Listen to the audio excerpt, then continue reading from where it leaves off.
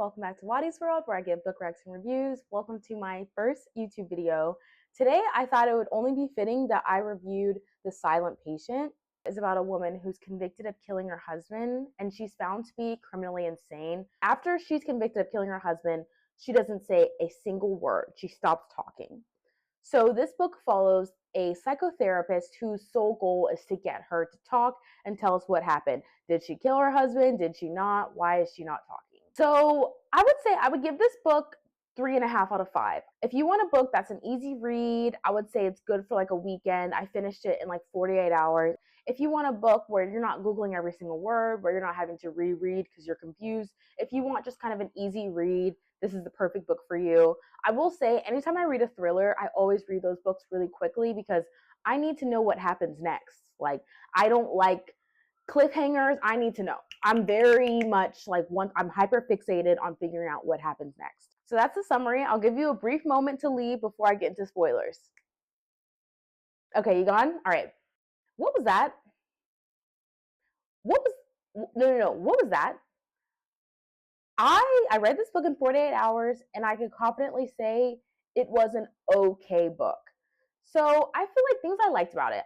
I like that they had short chapters. I really enjoy books that have short chapters. I feel like I read faster because each chapter gets to the point, and I really liked that.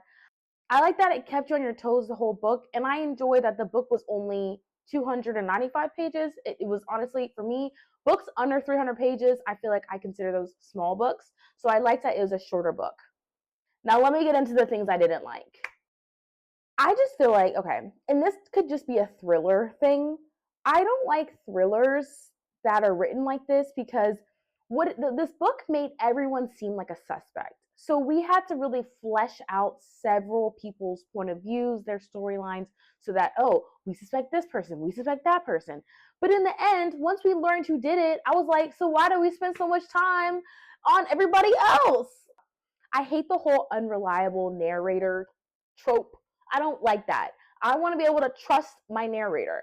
The fact that it was Theo, and the thing, I thought it was so bizarre that Theo's wife was cheating on him, but instead of getting mad at her or getting mad at the person she's cheating with, you get mad at the what's his name? You get mad at Alicia.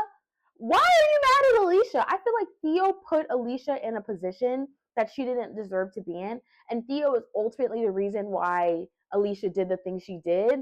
But it made no sense because you're mad at your girlfriend. Like I didn't understand that. Girlfriend. You're mad at your wife for cheating on you, and that's 100% valid. So why are you bringing in the other person who's being cheated on? I didn't understand that at all. I thought that was so bizarre. I also felt like it was weird that he kind of broke into their house and tormented Alicia. I'm like, Theo, stay on topic. Why are you tormenting the girl whose husband is also cheating on her? I thought that was so bizarre. Like, I didn't understand that at all. I didn't like that. I also didn't like that everything came together in the last like 30 pages. I guess I'm just not super familiar with a thriller book. I like when you get breadcrumbs and then things come together and like I would say like the last 60% of the book, and then everything kind of like, pieces together the last like 40%.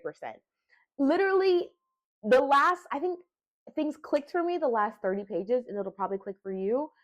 It probably clicked for you the last 30 pages. And I'm like, well, now the book's done. I mean, I'm glad I know who did it, but it's like once you kind of figured out what happened, it was like, And I was telling my friend, I'm so glad this book was 295 pages because if it was anything more than that, I wouldn't have finished this book. I honestly didn't want to finish the book, but I'm so nosy. I'm like, I need to know what happens next.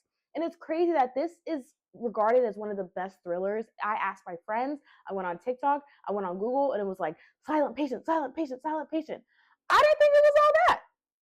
There was little to no diversity. I don't think anybody was a person of color in that book. I just didn't really feel like it gave. Like, I'm going to be honest. I don't really feel like it was that amazing of a book.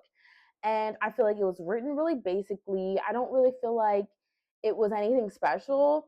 So I was just a little frustrated because I don't know if I needed to read this book. And I'm like, am I missing something? Because this book seems to have everybody in a chokehold, and I'm not, I can breathe. So yeah, I feel like I'm very animated because I'm so annoyed. I much prefer James Patterson books. They're longer, but I feel like they're better. And I feel like James Patterson, he doesn't spend time on storylines and plots that don't go anywhere. Every single thing he crafts makes sense, and I like that. So yeah, overall thoughts on Silent Patient, good, not great, not a must read. If you want something easy, quick, I honestly think it's a good book for someone who's trying to get into thrillers, trying to get into reading. Maybe you haven't read a book in a long time. Also, I hate a book that ends this kind of way because is she gonna make it? Does she die? Is he gonna get arrested? Does he get found out? Like, I don't know. Overall, three and a half out of five. It was intriguing, but it was alright. Thank you so much for visiting Wattey World. I hope you enjoy. Please leave below any good thriller recs that you have. And if you are interested in this book, I guess save this book for your next read. Bye.